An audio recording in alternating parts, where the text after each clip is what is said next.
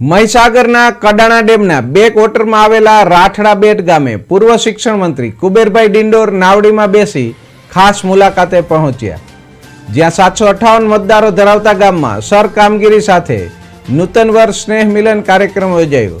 તેમાં મોટી સંખ્યામાં ગ્રામજનો જોડાયા હતા. કાર્યક્રમ દરમિયાન કુબેરભાઈ ડિંડોરે ગ્રામજનોને સર કામગીરીનું મહત્વ સમજાવી બીએલઓની કામગીરી ઝડપી થાય તે માટે પ્રોત્સાહન આપ્યું હતું. સાથે જ તેઓએ મોટી જાહેરાત કરતા જણાવ્યું કે રાઠડા બેટ ગામ માટે 25 કરોડના ખર્ચે ડેમના બેક વોટર વિસ્તારમાં પુલનું નિર્માણ થશે, જેને સાંભળતા ગ્રામજનોમાં ભારે આનંદ અને ઉત્સાહનો માહોલ સર્જાયો. આ પુલના નિર્માણથી ગ્રામજનોને અવરજવરમાં રાહત મળશે અને ગામમાં વિકાસની નવી તકો ઊભી થશે.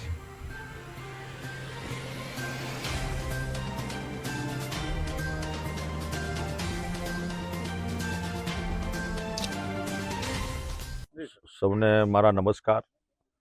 આજે મારી સંતરામપુર વિધાનસભા 123 સંતરામપુર અને કડાણા, એમાં જે કડાણા તાલુકાનો અમારે રોણિયા રાઠડા બેટ વર્ષોથી જે ડેમ બન્યો કડાણા મહીસાગર 1970માં એનું ખાતમુહૂર્ત થયું, 74-75 પૂરો થયો ત્યારથી આ બેટમાં મારા ભાઈઓ અને બહેનો અહીંયા વર્ષોથી રહે છે અને આ પુનઃવસવાટમાં જમીન મળી બીજા ભાઈઓ બહાર ગયા અને આ બેટમાં આજે 427 જેટલા પરિવારો અહીંયા રહે છે અને 758 જેટલા મતદારો છે.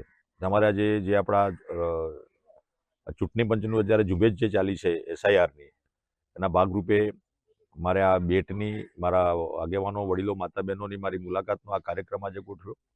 બેટમાં બધા જ હોડી અને નાવથી બધા આજે અહીંયા પધાર્યા અને અમારા વડીલો માતા બહેનોને મળ્યા છે. અમારા BLO સાથે અમારા મંડળના અધ્યક્ષ પ્રવતભાઈ અને અમારી પૂરી ટીમ, અહીંના સામાજિક ન્યાય સમિતિના ચેરમેન જયસિંહભાઈ, ગામના વડીલો આગેવાનો બધા સાથે મળીને આજે ચર્ચા કરી અને સાથે સાથે જે કામગીરી અત્યારે ચાલી રહી છે એમાં ડોક્યુમેન્ટ વેરિફિકેશન અને સાથે સાથે મતદાર યાદી ઝુંબેશ સુધારણા ઝુંબેશ જે ચાલી છે એમાં અમે સહયોગી બનવા માટે 10 યુવાનોની ટીમ બનાવી છે અને જે 500 જેટલાનું રજીસ્ટ્રેશન થઈ ગયું છે તેમ છતાં બાકી છે, એના માટે આજે ઝુંબેશના રૂપમાં અમારા 10 યુવાનોને સાથે રાખીને BLO અને બધા જ મળીને 20-20 ઘરોની વહેંચણી કરીને જે ડોક્યુમેન્ટ મેળવવાના છે, જે ફોર્મ ભરવાનું છે, એ કામ અમારા ભારતીય જનતા પાર્ટીના કાર્યકર્તા કરશે અને BLOને પૂરક બનશે.